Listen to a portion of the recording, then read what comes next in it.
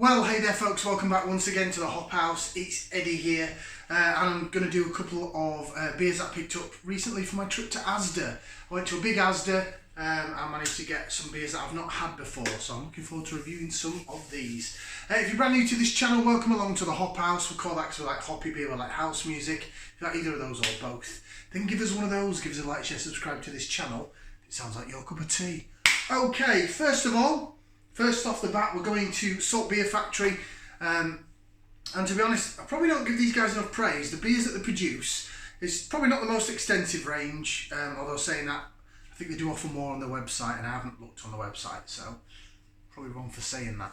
But Salt Beer Factory, they're owned by Ossitt Brewery. They're based in Saltaire in West Yorkshire, Bradford and Bingley sort of area, and I have to say, I've not had a bad beer from them. I really haven't.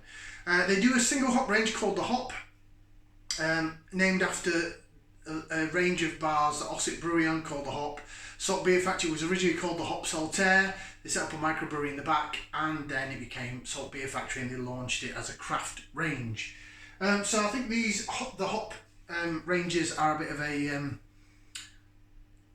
callback to their roots. So we've had the hop. I think the first one was Mosaic. We have the Hop Simcoe, the Hop Citra. I never saw the Hop Citra because my Asda's not very good. But this is the latest one. Check this out. It is the Hop Sabro. There you go. The Hop Sabro coming in at 5% ABV. What you tend to find with the hop cans is it is slightly different branding. You've still got the hexagons there. Actually, this is probably the most like Salt Beer Factory branding I've had on one of the hop beers. So Sabro then. Single hop series, the hop, and Sabro, you get coconut, pineapple, so it tastes. I think there's been a few pina colada beers that have on that sort of cocktail style range of pale ales and stuff that have included Sabro. Some have just included fruit juices. Right, let's get this out into the glass. I haven't got a salt beer glass, but I've got a Northern Monk one and the Yorkshire area jobby. This was £3 a can in Asda, also part of their 4 for 3. And there's some lovely CO2 release on the opening of that. Let's get this out then. In the glass. Give it a pour today. Okay. So straight away, I can smell it from here. Straight away, that's looking pretty damn good actually. It's a bit on the thin side. There's carbonation clinging bubbles at the side of the glass, but colour-wise, looks lovely. It looks quite custardy. Looks a little light and thin, but looks quite custardy. Let's go for some lace division for those that love the lacing. Jig, jig, jig, jig, jig, jig, jig, jig, jig. And we jig. And then we do the twirly whirly swirly thing. Yeah, it's got a lovely fluffy white head on it. So these hop beers, I know that big shout out to the beer groups I'm in on Facebook, so shout out to the Witchell Goblins and the Brewskis. I know that some people have commented and said these hop brand of beers are not their best. I guess it depends on the hop. I guess it depends on the quantity of hops. Bearing in mind, it's in Asda for £3 a can, and it's part of their 4 for 3 range. So what are Asda actually paying Salt for this? You know, Salt Beer Factory. What are they paying them per can? 70p maybe. So when you put it on a mass market scale, we want you to produce 20,000 cans a week, 50,000 cans a week. I don't know. Numbers I haven't got a clue. I'm just putting out a big figure just for the sake of. So although individually it might not be a lot, in bulk compared to, you know, what their vats, their barrels, how much they can get in quantity wise, hop wise, they'll have a deal with the hop merchants and so on and so forth. Right, let's give this a whiff and see what I can sniff.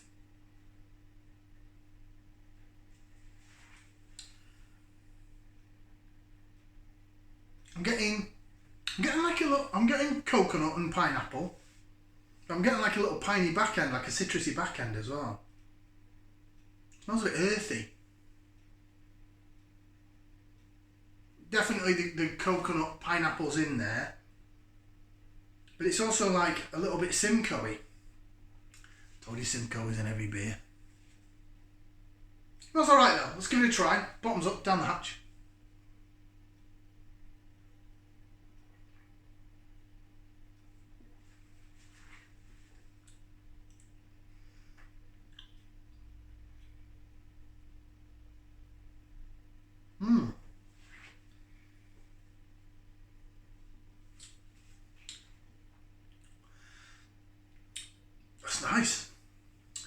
Now, tell you what, it may look quite thin in the glass, but it's got a solid body on it. Not the thickest body. Now pour the rest. Look at that. That looks pretty damn impressive, I'd say. That is pretty damn impressive. Flavour-wise, it's not as Sabro-y as I thought it'd be. It's not as coconutty. There is more of that citrus, sort of lime, a little bit of pininess in the back end. It's like the tartness of a pineapple. The coconut is there, but it's not the overriding factor. I'm quite surprised by that, actually. I don't know if I'd say pleasantly surprised, but I'm quite surprised. It doesn't taste that Sabro-y. Maybe, I mean, I'm not a brewer, I don't work in the industry, I don't brew my own beer. Maybe if you add Sabro with something else, the coconut really shines through, whereas Sabro on its own, look, it feels to me like it's got more different elements to the hop. And I'll be honest with you, I think Sabro hop is a hop that can divide people. I love it.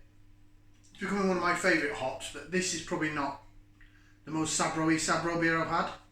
So, let's have a look. About a week and a half ago, I did a beer from my low-cost beer, and it was Twisted Wheel Sabro Pale. It was also 5%. That was stunning. That was beautiful. This is less sweeter. It's got more of that citrusy, piney kick on the back end, and it's a little drier on the finish, which I like. I just think it's how different it feels to that Sabro Pale Ale that I had from Twisted Wheel that was essentially out of date.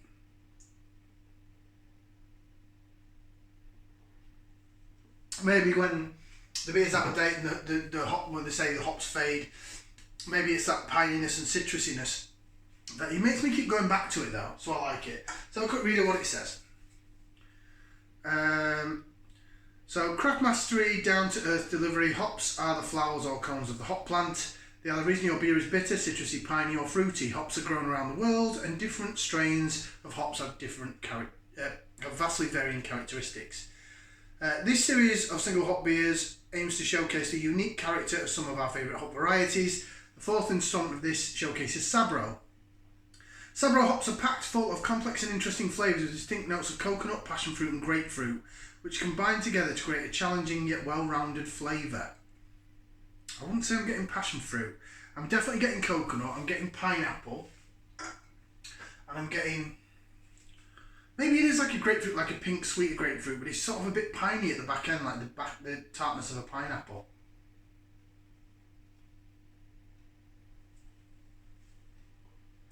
Tell you what though, I like it. I've got another can of it, which I'll have in my own time, and I'll definitely buy it again. I'll give it, rating wise, give it a thumb and a half. I think it deserves a good thumb and a half. It's a good addition to the hop series. I know they've had some stick for some of the previous ones, but that, plus my favourite colour is blue, so I like it. Yeah, thumb and a half from me. Go check out Salt Beer Factory. I think it's saltbeerfactory.co.uk. Go have a look in your Asda, see if they've got any of this left.